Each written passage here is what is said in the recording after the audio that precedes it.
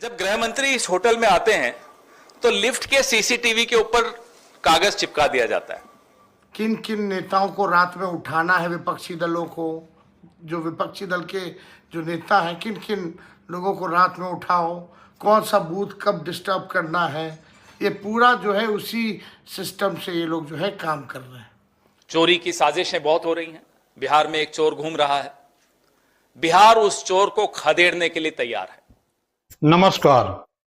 अमित शाह का पटना में प्रवास, मौर्या होटल में लुका छिपी, सड़क पर वीवीपैट पर्चियों का मिलना, ईवीएम स्ट्रांग रूम के कैमरों का अचानक बंद हो जाना, क्या यह महज संजोग है या प्रयोग? जो भी हो, इतना जरूर है कि पिक्चर अभी बाकी है। इसी पिक्चर ने तेजस्वी यादव की नींद उड़ा रखी है, उड़नी भी चाहिए। आखिर तेजस्वी बिहार के सबसे बड़ी पार्टी का चेहरा है, भावी मुख्यमंत्री के चेहरों में सबसे लोकप्रिय हैं, महागठबंधन के घोषित मुख्यमंत्री हैं। ऐसे में नींद तो उड़नी ही चाहिए, लेकिन उनकी नींद पराजय के भय से नहीं उड़ी है, मोदी जी के कथित चाणक्य अमित शाह की नीति से उड़ी है।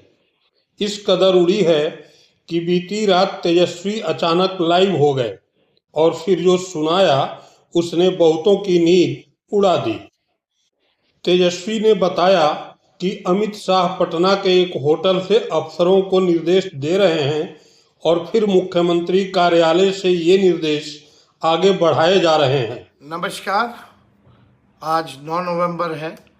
दूसरे चरण का प्रचार प्रसार जो है आज ख़त्म हुआ और पूरा बिहार जो है एक तरफा हो रखा है। बदलाव के लिए जो है मतदान कर रहे हैं लोग, चाहे बूढ़े हों, बुजुर्ग हों, माताएं बहनें, नौजवान युवा साथी, चाहे कोई जात के हों, कोई धर्म के हों, कोई वर्ग के हों, सब लोग जो है बदलाव के लिए वोट कर रहे हैं और इस बार बिहार में परिवर्तन तय है। इसी खलबली में एक बड़े नेता जो कई दिनों से बिहार में जो है डेरा डाल के बैठे हैं, भारत के गृह मंत्री, लगातार जो है अधिकारियों को फ़ोन कराना, मिलना, निर्देश देना, ये सब वो काम कर रहे हैं।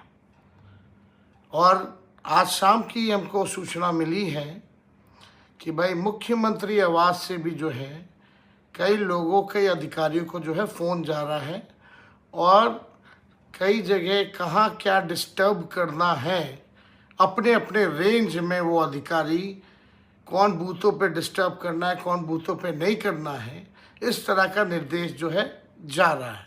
तेजस्वी के पहले इस तरह की बात संकेतों में कांग्रेस के प्रवक्ता पवन खेड़ा ने कही थी।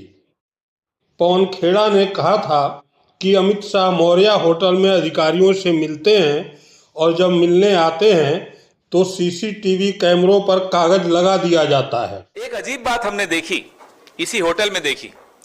जब गृह मंत्री इस होटल में आते हैं तो लिफ्ट के सीसीटीवी के ऊपर कागज चिपका दिया जाता है।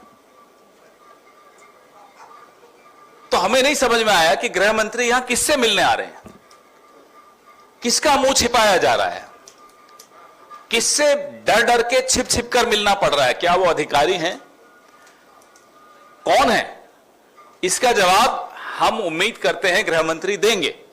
चलिए, आप ट्रैफिक रोक देते हो, लिफ्ट्स रोक देते हो, रास्ते बंद कर देते हो, सब मंजूर है। सीसीटीवी कैमरा के ऊपर कागज क्यों होटल वालों को मजबूर करके लगाया जाता है, ये हम जानना चाहते हैं। किससे मिल रहे हैं गृह मंत्री? इस देश के गृह मंत्री ये छिप छिप कर मीटिंग्स क्यों कर रहे हैं? अधिकारी अब आपसे नहीं डरते, गृह मंत्री जी को ये समझ लेना चाहिए। तो अधिकारी अगर आपसे मिल भी रहे हैं, हमारी जानकारी में रहता है वो अधिकारी हमें भी बता देते हैं कि साहब गृह मंत्री ने बुलाया, धमकाया, हड़काया, जो भी किया हमें बता देते हैं। सीसीटीवी के ऊपर जो कि सुरक्षा के साथ, इस होटल में और लोग भी रह रहे हैं, उन सबकी सुरक्षा के साथ भी खिलवाड़ है। यह जानकारी हम उम्मीद करते हैं कि आप सब साथी अगली बार गृह मंत्री मुखातिब हो आपसे तो पूछिएगा कि आप ऐसे कौन सी मीटिंग्स करते हो जो आपको छिप छिप कर करनी पड़ती है, खुलकर क्यों नहीं करते मीटिंग्स, किससे डरते हो? अब आपके मन में सवाल होगा कि पवन खेड़ा और तेजस्वी यादव को कैसे पता चला कि अमित शाह पटना के मौर्या होटल में अफसरों के संपर्क में होते हैं। तो इसका जवाब है कि पवन खेड़ा मौर्य होटल में ही ठहरे हैं। ऐसे में वे खुद की आंखों देखी बता रहे थे। जहां तक सवाल तेजस्वी का है तो तेजस्वी से ही सुन लेते हैं कि उन्हें किसने बताया कि यह सब अमित शाह कर रहे हैं और क्या है उनका पूरा प्लान।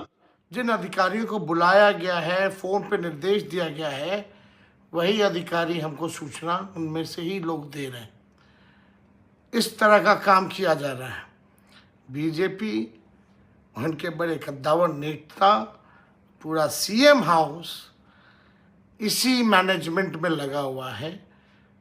किन किन नेताओं को रात में उठाना है, विपक्षी दलों को, जो विपक्षी दल के जो नेता हैं, किन किन लोगों को रात में उठाओ, कौन सा बूथ कब डिस्टर्ब करना है, ये पूरा जो है उसी सिस्टम से ये लोग जो है काम कर रहे हैं। अमित शाह का भय कांग्रेस को भी सता रहा है, लेकिन वोट चोरी के रूप में। सुनिए। चोरी की साजिशें बहुत हो रही हैं।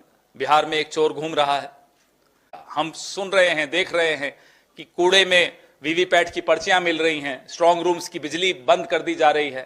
ये सब हम सब देख रहे हैं, बिहार भी देख रहा है। लेकिन इतनी भारी संख्या में बिहार के लोग निकल कर आ रहे हैं कि इन तमाम साजिशों को नाकामयाब करेंगे। फिलहाल तेजस्वी यादव ने अफसरों को अपनी ही भाषा में समझाया भी और चेताया भी। हम सभी अधिकारियों से कहेंगे कि भाई, संविधान की शपथ आप लोगों ने ली है, न्यायपूर्ण का आप लोग काम कीजिए। किसी के दबाव में आकर के, किसी के कहने पे आकर के ये काम मत कीजिए, ये अन्याय मत कीजिए। और अगर अन्याय कीजिएगा तो इस बार सब लोग मुस्तैद हैं। पूरी बिहार की जनता एक पांव पे खड़ी है। कहीं कोई गड़बड़ करेगा तो जनता मुंह तोड़ जवाब देने के लिए तैयार है। आप कह सकते हैं कि यह डर नहीं, जीत का कॉन्फिडेंस है। तो ऐसे में कांग्रेस भी कॉन्फिडेंस से लबालब है। दिन भर जानकारियां आ रही थी, अफसर भी जानकारियां दे रहे हैं। कम से कम एक उप मुख्यमंत्री ने अपना सामान पैक करना शुरू कर दिया। उसको मालूम है कि अब घर खाली करना है। और कई मंत्रियों ने इसी तरह से सामान भी पैक करना शुरू कर दिया, फाइलें भी फाड़नी शुरू कर दी। श्रेडर होता है ना, जिसमें कागज डालो तो थोड़े छोटे टुकड़े हो जाते हैं। श्रेडर में आज सुबह से काफी कागज डाले जा रहे हैं। हैरान मत होइएगा अगर किसी सरकारी दफ्तर में आग लग जाए फाइलें जलाने के लिए, भ्रष्टाचार के सबूत मिटाने के लिए, तो हैरान मत होइएगा, वो भी हो सकता है। लेकिन आप यह भी कह सकते हैं कि अमित शाह तो अमित शाह हैं, मोदी के चाणक्य हैं। यह बिल्कुल ठीक है, लेकिन बिहार असली चाणक्य की धरती है।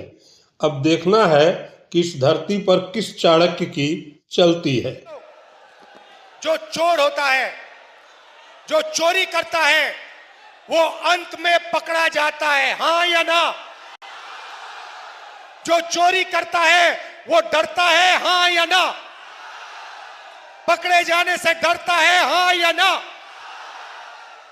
नरेंद्र मोदी जी, अमित शाह जी और ज्ञानेश जी तीनों ने वोट चोरी किए हिंदुस्तान में, और ये डरते हैं, हिंदुस्तान की आवाज से डरते हैं, हिंदुस्तान की जनता से डरते हैं, हम सब से ये डरते हैं। और एक ना एक दिन भाई और बहनों ये पकड़े जाएंगे। सबूत हमने सामने रखा है, ये भाग के कहीं नहीं जा सकते।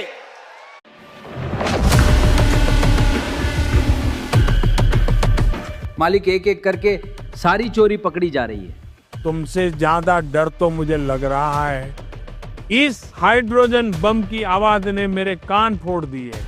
अब मैं कुछ नहीं कर पाऊंगा, पूरा देश जान गया है भाजपा और ईसी दोनों एक ही है। मेरा हिंदू मुसलमान वाला एजेंडा सब समझ गए, मेरा पैसे देकर वोट खरीदने वाला एजेंडा सब समझ गए। अब ये फर्जी वोट वाला एजेंडा ही बचा था। ये राहुल गांधी इसको भी एक्सपोज करके रहेगा। लगता है अब अंडरग्राउंड होने का समय आ गया है। और हाँ, वीडियो पसंद आई हो तो लाइक करें, शेयर करें और चैनल को सब्सक्राइब करना न भूलें। बहुत बहुत धन्यवाद।